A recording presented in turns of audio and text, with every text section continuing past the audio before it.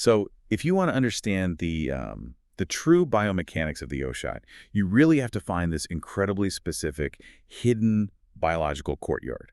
And it is exactly 4.19 millimeters deep. Right, exactly, which is just wildly precise. Yeah, I mean, if the needle goes even a fraction of a millimeter too shallow, you just completely miss the vascular epicenter.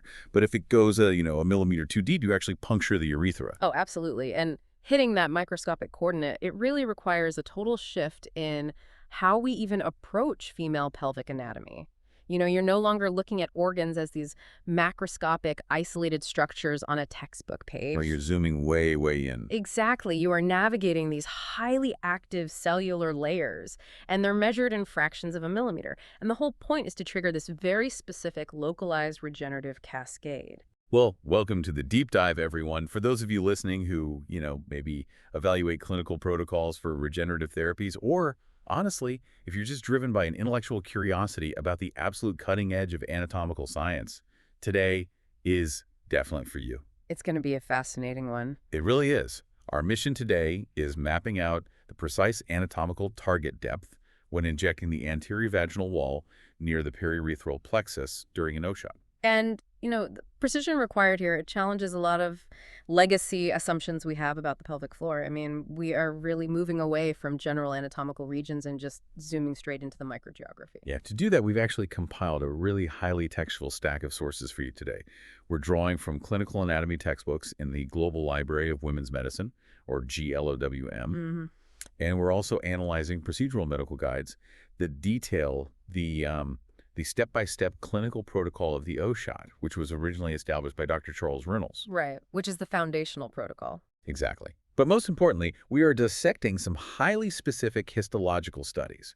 Specifically, there's a landmark 2017 study by Mazloum-Deuce and colleagues, and a 2021 analysis by Leah and colleagues.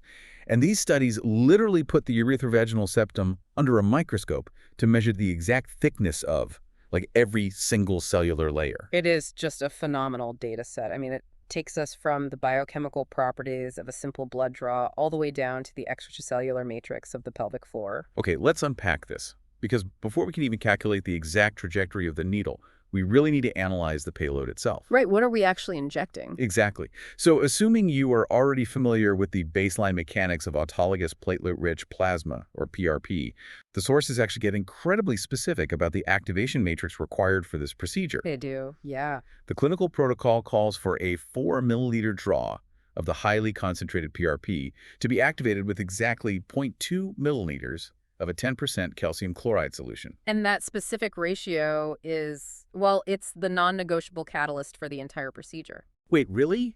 Why is that exact ratio so critical? Because the calcium chloride essentially acts as a biochemical trigger, right? It mimics the exact conditions of an acute tissue injury. Oh, wow. So it tricks the body. Precisely. That specific chemical environment forces the alpha granules inside those concentrated platelets to just instantly degranulate. And reading through the sources, what really struck me is the sheer complexity of that degranulation.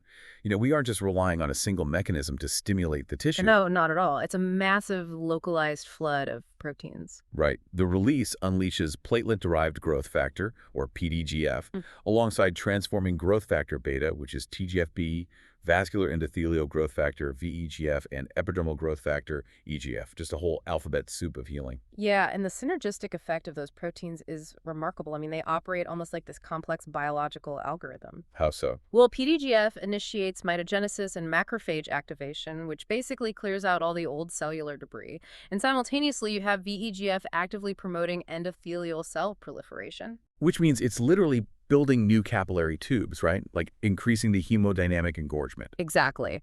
While the TGFB is aggressively remodeling the local collagen matrix, it's this multi-pronged biological override designed to synthesize brand new, highly vascularized tissue. That is wild. Yeah. So out of that 4.2 milliliter activated payload, the guides say 1 milliliter is injected directly into the clitoral corpus cavernosum.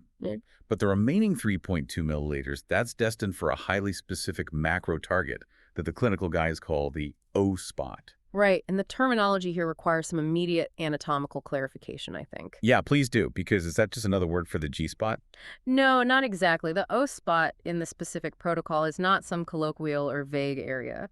The sources explicitly define this target space functionally. We are looking distally, meaning, closer to the external opening. Okay, I got it. Specifically, it's in the region of the periurethral glands, which are also known as Skene's glands. Right. And the GLOWM anatomy sources note that the Skene's glands are actually homologous to the male prostate, Yes, they are. which is fascinating because they actively discharge secretions through ducts near the external urethral opening.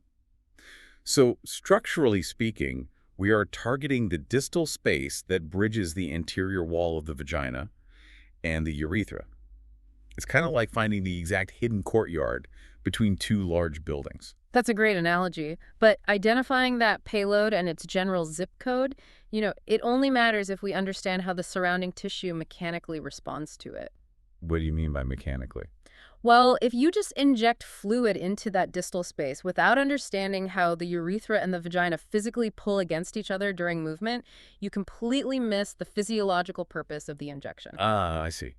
Which means we need to look at the physics of the clitoro-urethrovaginal complex. Exactly, because the vagina is not just this isolated cylinder floating independently in the pelvis. Right. It doesn't just exist in a vacuum. Far from it.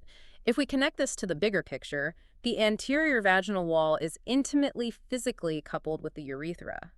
And furthermore, both of these structures are really closely wrapped by the internal roots of the clitoris. You mean the bulbs and the crurae? Yes, specifically those. They basically form a single, unified biomechanical unit. And this changes everything about how we interpret sensation in this area, doesn't it? I noticed the sources point out that historically, the vaginal wall was often described as being poorly innervated. Yeah, that's a huge historical misconception. Right, because that only applies to somatic nociceptors, the nerve endings that detect a sharp pain, like from a scalpel cut. Exactly, and that misunderstanding led to just a massive misinterpretation of female sexual response for decades. Yeah, I bet. The vaginal wall may lack a high density of somatic pain receptors, sure, but it is absolutely packed with mechanoreceptors, specifically stretch receptors. So when the anterior vaginal wall stretches, it isn't just a localized event.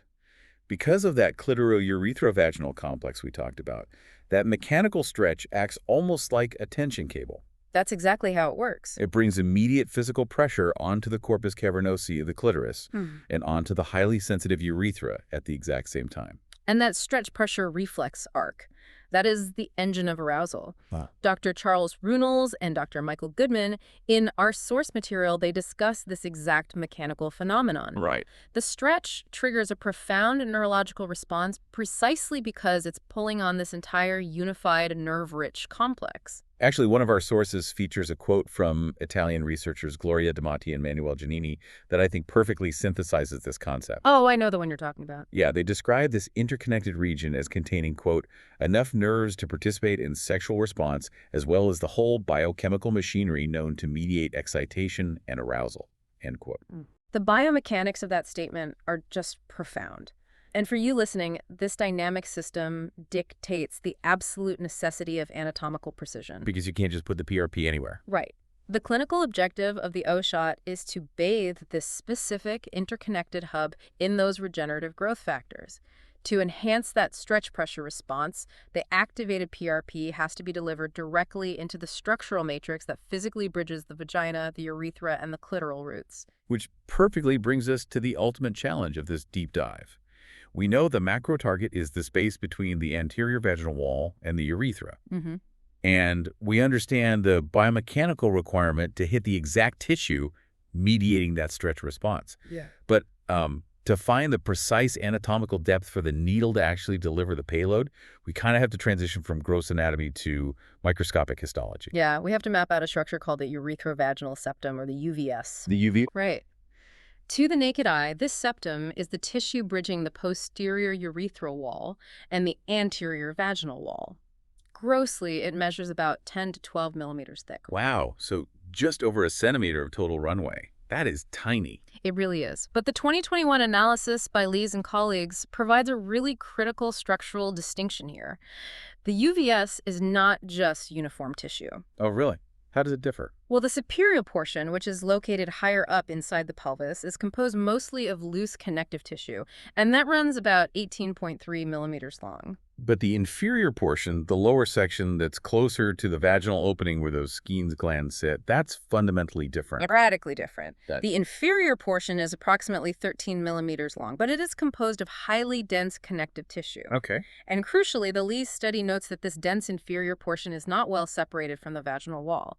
The layers essentially just blend together into a continuous fibromuscular matrix. See, here's where it gets really interesting. To figure out exactly how deep the needle needs to penetrate that continuous matrix to reach the optimal zone within the UVS, we have to look at that 2017 histological study by Mazloum-Dust and colleagues. The cadaveric study. Yeah, they utilized cadaveric tissue, and they sectioned the anterior vaginal wall into microscopically thin slices just to measure every single cellular layer. And their measurements give us the exact topographical map required for this procedure. It's amazing. Let's actually trace the path of the needle, starting from the mucosal surface of the anterior vaginal wall and driving deeper toward the urethra. Okay, let's do it. And for you listening, instead of thinking of this anatomy like a simple static layer cake, it's actually much more accurate to picture a highly specialized biological dampening system. I like that. Right. It operates almost like the layers of a Kevlar vest or maybe a tension suspension bridge, where every single millimeter serves a distinct biomechanical function. That's a perfect way to visualize it. So the outermost weatherproofing of that system is the vaginal epithelium. According to the Mazloum-Dust study, this mucosal barrier of stratified squamous cells is incredibly thin. It measures just 0.09 millimeters. Basically nothing. So the needle bypasses that 0.09 millimeter barrier instantly, and then it enters the second layer, which is the lamina propria. And the study measures this layer at 0.90 millimeters thick. Right. And the lamina propria is essentially the primary sensor array of the system. Because of all the nerves. Exactly. It is packed with elastin fibers, capillary networks, and critical nerve endings. So passing through the epithelium and the lamina propria brings our total needle depth to essentially 1 millimeter. Okay, 1 millimeter down. Next, the needle encounters the heavy-duty load-bearing cable of the vaginal wall, Right. the fibromuscular layer. Yes, the smooth muscle. Right, this is the smooth muscle responsible for the structural integrity and tension of the vagina, and it measures 2.36 millimeters thick. So passing through that dense muscular matrix brings the total depth to roughly 3.35 millimeters. Finally, the needle must pierce the deepest layer of the vaginal wall, the vaginal adventitia, which is what binds the vagina to the adjacent septum. And the adventitia measures 0.84 millimeters thick. Okay, so let's run the exact calculation for our listeners here. We have the vaginal epithelium at 0.09, plus the lamina propria at 0.90, Yep. plus the fibromuscular layer at 2.36, plus the vaginal adventitia at 0.84. And if you add all those up, The combined thickness of those distinct histological layers adds up to exactly 4.19 millimeters. that 4.19 millimeter metric completely redefines how we view the procedure. It really does. To successfully traverse the anterior vaginal wall and deposit the PRP payload into the fiber-connective and adipose tissue of the urethrovaginal septum, the precise clinical target depth for the needle is roughly 4 to 5 millimeters. You literally have to clear exactly 4.19 millimeters of layered biological tension cables just to reach the critical zone of the UVS. And the sources emphasize that the margin for error is virtually zero. Like if you push the needle just a fraction too far, pushing past that 10 to 12 millimeter septum, you hit the posterior wall of the urethra. Which you absolutely do not want to do. And the Mazloum-Dust study mapped that boundary as well. Oh, they did? Yeah, they measured the posterior urethral wall at exactly 5.21 millimeters thick. Wow. And that encompasses its own specialized muscularis, lamina propria, and epithelium bordering the urethral lumen. So injecting PRP into the urethral lumen itself compromises the entire protocol. So the absolute target is just the dense connective tissue of the septum sandwiched between the two. Yes. Okay, so we have our microscopic coordinate. It's 4 to 5 millimeters deep into the anterior vaginal wall, navigating exactly past the 4.19 millimeter adventitia boundary. That's the where. Right, but understanding the where naturally forces us to examine the why. Why is the clinical efficacy of the O-shot entirely dependent on placing the platelet-rich plasma at that exact, highly specific depth? Well, what's fascinating here is how perfectly the biochemistry of the PRP aligns with the histological architecture of that specific coordinate. Right. Look at where the vascular and neural networks are clustered in the Mazloum-Dust data. The primary neural and vascular hub in the vaginal wall is the lamina propria, which, as we established, is situated just zero point zero 0.09 millimeters below the surface. So the anterior border of our injection zone is heavily, heavily innervated. Extremely. And simultaneously, the histological data reveals that the posterior urethra, the tissue forming the posterior boundary of our target space, possesses significantly greater innervation than the anterior urethra. So by depositing the activated PRP exactly 4 to 5 millimeters deep, directly into the UVS near the periurethral plexus, you are geographically trapping the growth factors squarely between two intensely vascularized and heavily innervated tissue beds. Exactly. The spatial positioning maximizes the biological return. That makes so much sense. Yeah, the localized flood of VEGF and EGF is perfectly situated to trigger angiogenesis, the sprouting of new blood vessels, directly into the capillary networks that mediate hemodynamic engorgement and lubrication. Which actually brings up a really vital point about the physical mechanics of the injection itself. Oh, about the tissue density. Yeah. Earlier, you highlighted from the lice study that the inferior portion of the UVS is composed of dense connective tissue that blends directly into the vaginal wall. Right. So because there is no loose, empty cavity there, the PRP isn't just pooling in an empty pocket like water in a balloon, is it? No, not at all. And that biomechanical integration is the secret to the therapy's success. Really? Yeah, because you are injecting a highly active fluid under pressure into a dense fibromuscular scaffolding. The PRP physically permeates the structural support system of the pelvic floor. Okay, so the growth factors are forced to diffuse directly through that dense connective tissue, immediately binding to local cellular receptors. Exactly. The fluid essentially becomes part of the matrix itself, and that allows the TGFB to begin the process of extracellular matrix remodeling directly on the structural tension cables that govern the stretch response. That is incredible. Because the connective tissue of the inferior UVS is so dense, it inherently restricts massive fluid diffusion, so it keeps those signaling proteins localized right in the critical clitoro-urethrovaginal complex. It focuses the regenerative cascade specifically on the mechanoreceptors and vascular beds responsible for sexual function. Precisely. So what does this all mean for us? If we step back and look at the sheer scale of what we've mapped today, I mean, we started with a 4-milliliter blood draw and a macroscopic goal of improving tissue health and sensitivity. Right. But to make that biological objective a clinical reality, we had to systematically navigate the exact cellular geography of the female pelvic floor. We tracked the biomechanical necessity of the stretch pressure reflex arc across the whole clitoro-urethrovaginal complex. We calculated the exact trajectory through the epithelium, the lamina propria, the fibromuscular layer, and the adventitia. And we pinpointed the critical 4.19 millimeter boundary required to land the payload precisely in the urethrovaginal septum, all while completely avoiding the 5.21 millimeter posterior urethral wall. It really just proves that advanced regenerative gynecology is an exercise in absolute microscopic anatomical precision. The clinical outcomes are entirely dictated by histological accuracy. There's no getting around it. And, you know, this raises an important question, something for you listening to ponder long after we wrap up today's deep dive. We know from the biochemical sources that collagen does not just exist as this inert filler in the body. No, it's highly dynamic. Right. It actively forms supramolecular assemblies in the extracellular matrix. Those complex assemblies regulate tissue shape, they dictate cell migration, and they control the physical organization of the pelvic floor. And the architecture of that collagen completely determines the tensile strength of the entire region. Exactly. So if the highly targeted injection of TGF-B and PGGF successfully stimulates brand new collagen synthesis deep within the dense connective tissue of that 10 to 12 millimeter urethrovaginal septum, Right.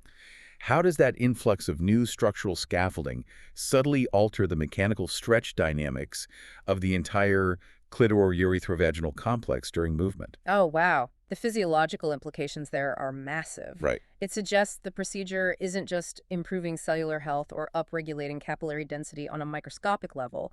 It is actively remodeling the literal biomechanics of the pelvic floor. Exactly. By altering the elasticity and the supramolecular collagen structure of the septum, you inherently change how kinetic pressure translates from the anterior vaginal wall directly to the internal clitoral roots and the urethra. You are just replacing a few worn-out bricks in the courtyard. You know, you're upgrading the tension cables and the load-bearing shock absorbers of the entire interconnected building. That's beautifully put. Regenerative medicine, operating in a razor-thin margin of 4.19 millimeters, is literally rebuilding the invisible mechanics of human biology. Well, thank you so much for joining us on this deep dive. As you continue evaluating the science of the human body, keep questioning the consensus, keep looking at those microscopic layers, and keep exploring the incredible architecture of the world inside you.